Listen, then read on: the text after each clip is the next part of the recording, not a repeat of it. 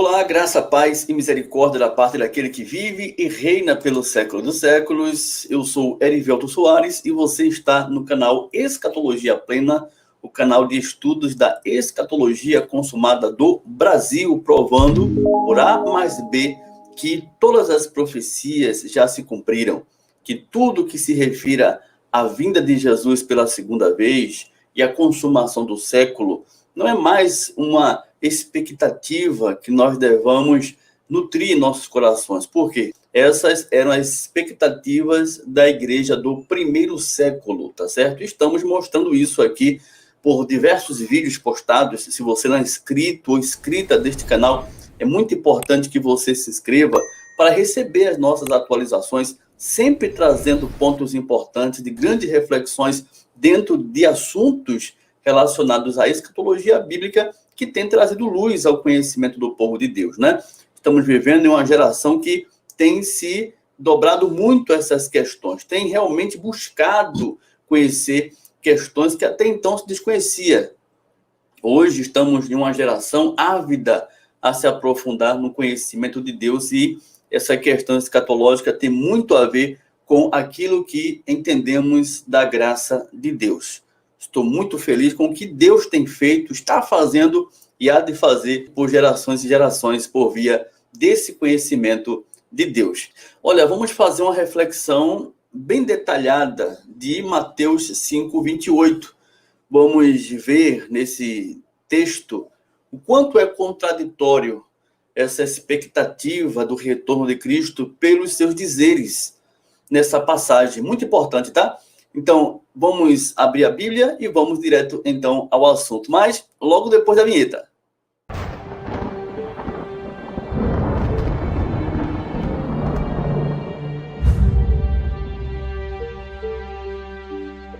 Muito bem, estamos de volta e já estamos com o texto em tela para que você possa acompanhar e fazer a análise conosco, né? Muito importante, tudo que iremos tratar aqui, porque trata-se da Bíblia, não é uma opinião minha, não é aquilo que eu acho, mas é aquilo que realmente o texto está expondo e vamos ver se não há contradição naquilo que a tradição tem apregoado para o povo de Deus, de nosso século e de outros que virão futuramente, né? Mateus 5:18, eu estou aqui com a versão diferenciada, mas o sentido é o mesmo, tá? Daquilo que se trata da lei. No versículo 18 de Mateus 5 diz: eu lhes digo a verdade, Jesus dizendo, né? Enquanto o céu e a terra existirem, preste bem atenção, enquanto o céu e a terra existirem, nem a menor letra ou menor traço da lei desaparecerá até que todas as coisas se cumpram. Então veja só, esse texto aqui é muito importante porque, segundo que tem se ensinado aí, a tradição religiosa tem sustentado, que um dia essa terra vai se acabar. Tudo isso que a gente pode contemplar com nossos olhos, um dia vai deixar de ser. Por quê? Porque o sol vai se escurecer, a lua não vai dar o brilho, as estrelas cairão no firmamento, será uma catástrofe gigantesca aqui nesta terra. Na verdade, a terra vai deixar de existir, segundo a percepção da tradição.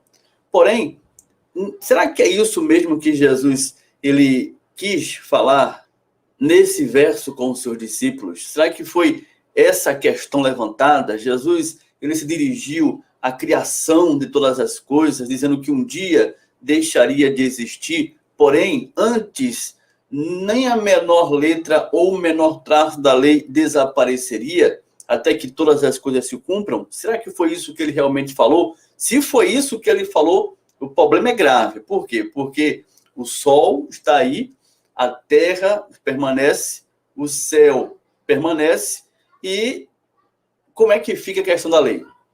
E por que a lei não está mais em vigor? E por que temos diversos homens de Deus espalhados pelas redes sociais dizendo que não há mais necessidade da gente guardar o sábado, né? Não há necessidade do povo de Deus celebrar festas cerimoniais, porque não há mais necessidade de circuncisão, porque já fomos circuncidados no coração, se o céu e a terra ainda existem. Jesus foi claro: em verdade eu digo, enquanto o céu e a terra existirem, nem a menor letra ou menor traço da lei desaparecerá. Então, se a questão fosse do mundo físico, meu querido, minha querida, realmente estaríamos em uma grande contradição por aquilo que Jesus falou. Ou seja, esse texto de Mateus 5,18 deveria ser descartado do meio cristão. É isso que deve ser levado em consideração, né? Porque o texto está bem claro aí. Até que todas as coisas se cumpram. Quando a gente olha na ótica da escatologia consumada, a gente encontra a razão pela qual Jesus falou essas palavras. Por quê? Porque a gente entende que céu e terra, aqui descrito por Cristo, não tem nada a ver com o cosmo, tem nada a ver com as coisas criadas. Jesus, ele está tratando aqui de um povo de uma aliança. O Senhor Jesus, ele não está se referindo ao céu e à terra físico. Não, está se referindo a um povo de uma aliança que ele se dirigia como céu e terra. O linguajar de Jesus, uma vez que ele estava cumprindo a lei e os profetas, ele não poderia estar tratando de outra coisa a não ser do que se tratara a lei e os profetas. Então Jesus estava dizendo aos discípulos que enquanto essa nação judia, enquanto essa aliança permanecer, nem a menor letra ou o menor traço da lei desaparecerá, até que todas as coisas se cumpram.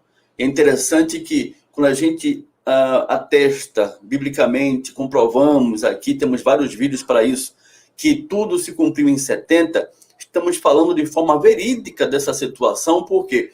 Porque a queda de Jerusalém estava dentro das prescrições da lei. Era a maldição da lei, uma vez que o povo de Israel desvalidasse aquela aliança. Temos vídeo aqui, eu vou deixar um link na descrição para que você possa entender que realmente a queda de Jerusalém estava dentro do cumprimento da lei. É por isso que a lei ela não se cumpre na cruz, ela se cumpre em 70 com a queda de Jerusalém. É tanto que ele diz, até que todas as coisas se cumpram, o céu e a terra não passariam, elas continuariam existentes. É justamente porque Jesus se refere àquela aliança, ao povo daquela dispensação, o povo judeu daquela primeira aliança. Para isso eu vou provar biblicamente, né? Porque realmente apenas falar por falar fica difícil de a gente aceitar que é isso realmente que Jesus quis dizer, né? Deuteronômio, no capítulo 32, no versículo 30 e o 31, diz o seguinte, o Cântico de Moisés, olha que coisa magnífica essa passagem.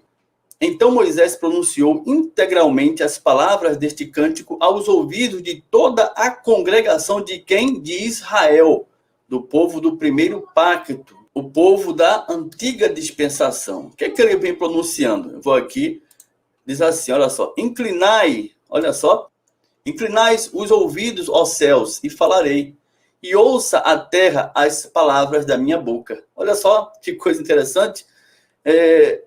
Moisés estava falando com o céu e com a terra, ele estava mandando o céu, pedindo que o céu pudesse inclinar os ouvidos para que ele pudesse falar, né? Será que Moisés estava falando com a terra física para que a terra pudesse se inclinar com os ouvidos e ele pudesse falar? Não. Ele estava se referindo à congregação de Israel, o povo da antiga dispensação. É isso que devemos entender na linguagem figurada que Jesus usa, dizendo que todas as coisas referentes à lei não se cumpririam antes que o céu e a terra passassem. Né? Que isso é incrível, essa passagem. Mas tem outra aqui que eu quero compartilhar com você, lá em Isaías capítulo 1. Olha só, Isaías capítulo 1, no versículo 1 ao 3. Presta bem atenção também a essa passagem, tá? Olha só. Visão, o que diz a palavra aí? Visão de Isaías, filho de Amós, que ele teve a respeito de Judá e Jerusalém nos dias de Uzias, Jotão, Acais e Ezequias, rei de Judá. Olha só, né? Toda a autoridade de Jerusalém. Diz assim a palavra do Senhor. Ouve, ó céus, e dá ouvidos, ó terra, porque o Senhor é quem fala. Criei filhos e os engrandeci, mas eles estão revoltados contra mim. O boi conhece o seu possuidor, e o jumento o dono da sua manjedoura. Mas Israel não tem conhecimento, o meu povo não entende.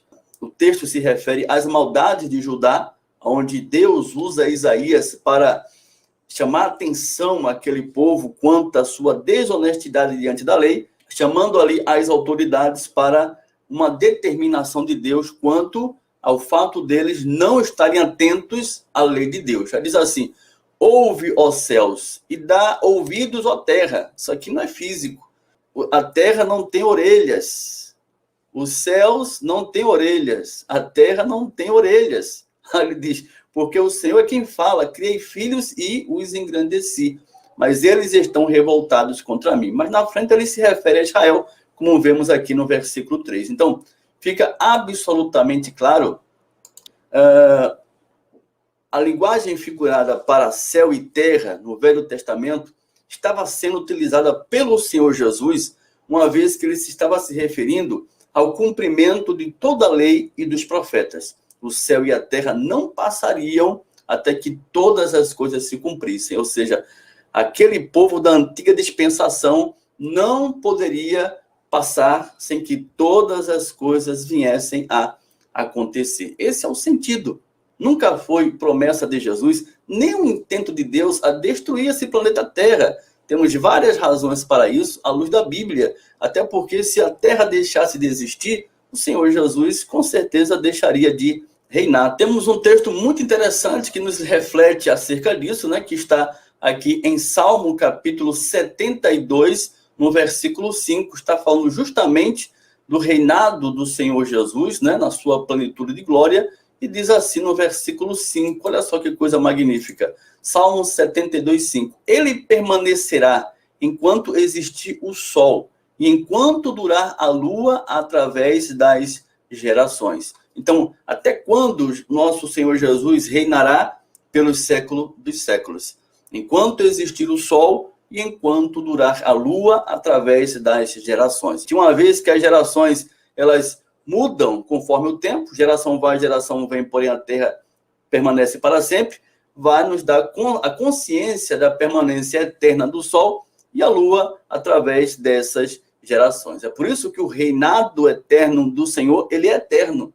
Não nos céus, de uma forma oculta, de que ninguém possa perceber. É debaixo do céu e terra que vivemos, onde as nações, eles conhecerão e possam assim dobrarem os seus joelhos à sua excelência e glória, em submissão ao seu senhorio do reino de glória pelo século dos séculos. Então, quando Jesus veio em 70, aí você começa a entender que a questão realmente era pactual, não tinha nada a ver com a questão física do céu e terra.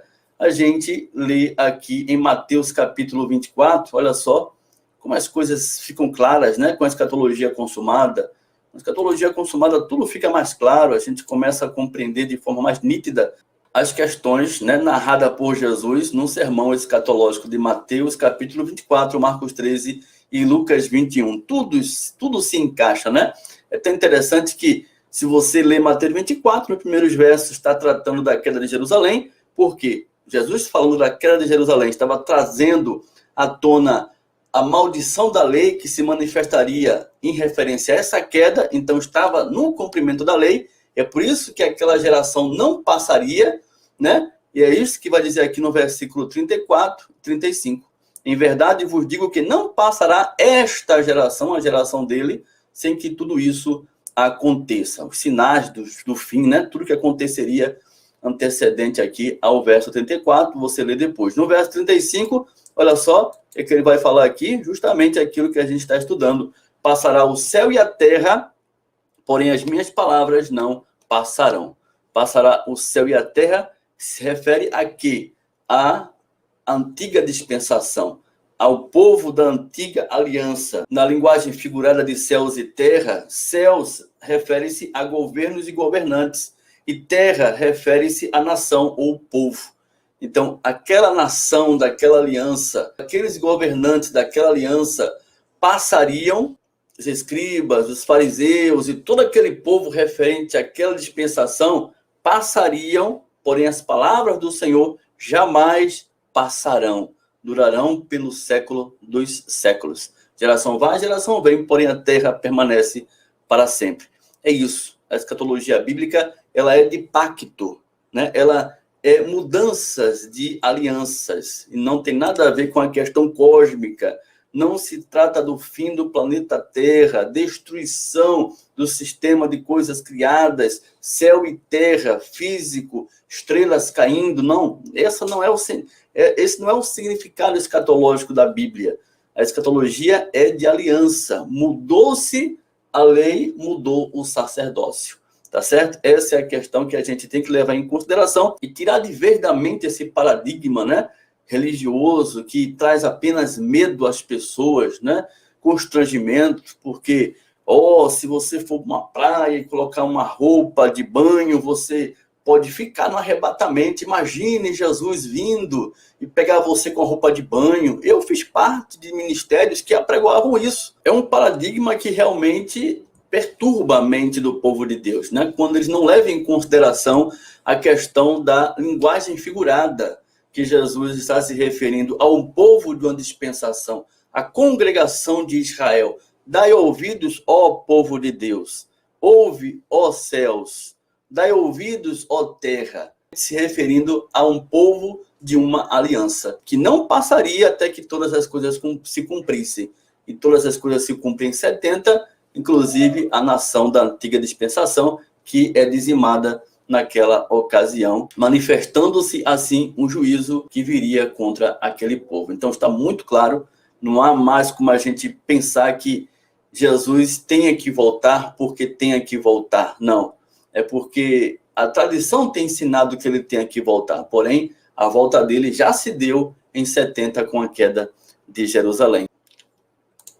Então veja, é realmente difícil, é um paradigma que deixa a pessoa completamente perplexa e, ao mesmo tempo, sem condições de responder aquilo que ela mesma acreditam. Se Mateus capítulo 5, no versículo 18, o texto está se referindo ao céu e à terra físico, e ainda estamos debaixo do céu e a terra físico, então, por que a lei deixou de vigorar? Por que nós não celebramos as festas judaicas?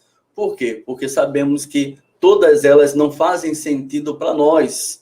Mas como elas não fazem sentido para nós, se Jesus falou que elas estariam em cumprimento e não se cumpririam até que o céu e a terra passassem, e o céu e a terra ainda não passou, e talvez você acredite que Jesus esteja se referindo ao fim do planeta Terra. Obviamente, há uma grande contradição nessa forma de pensar de que a escatologia bíblica seja realmente cósmica. Então, está aí mais um grande assunto, mais um grande tema para a sua reflexão, e eu faço um questionamento.